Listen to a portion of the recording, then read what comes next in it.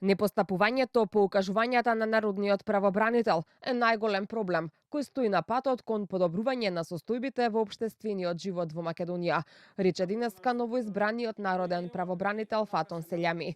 Минатата година до неговата канцеларија пристигнале 2400 представки.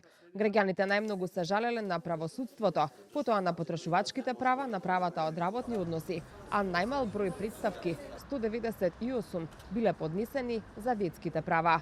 Обдусманот констатирал и пропусти во навремената институционална реакција, поради што, како што рече, многу случаи резултирале со фемицид. Фемицидот, како најтешка последица на семејното насилство, беше причина за смрт на неколку жени во изминатата година.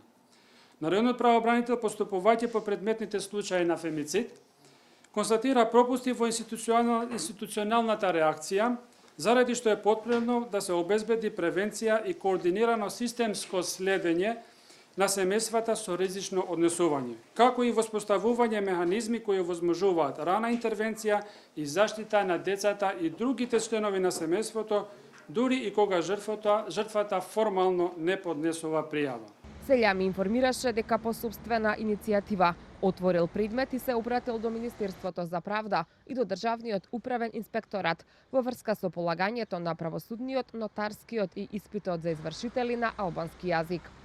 За надминување на оваа состојба тој посочи дека институцијата Народен правобранител се обратила до владата со конкретна иницијатива за хармонизирање на законите. Се обративме со конкретна иницијатива до владата на Република Северна Македонија за измена и дополнување, односно хармонизирање на законските решенија кои ги уредуваат овие испити, односно да им се овозможи на кандидатите да ги даваат овие испити и на нивниот мајчен јазик, бидејќи сметаме дека ако тоа не се овозможи, тоа е дискриминација, односно индиректна дискриминација врз основа на јазикот. Народниот правобранител посочи и дека изминатиот период значително е зголемен бројот на представки поврзани со животната средина и најави зголемени активности во насока на утврдување на состојбата со регионалното управување со отпад.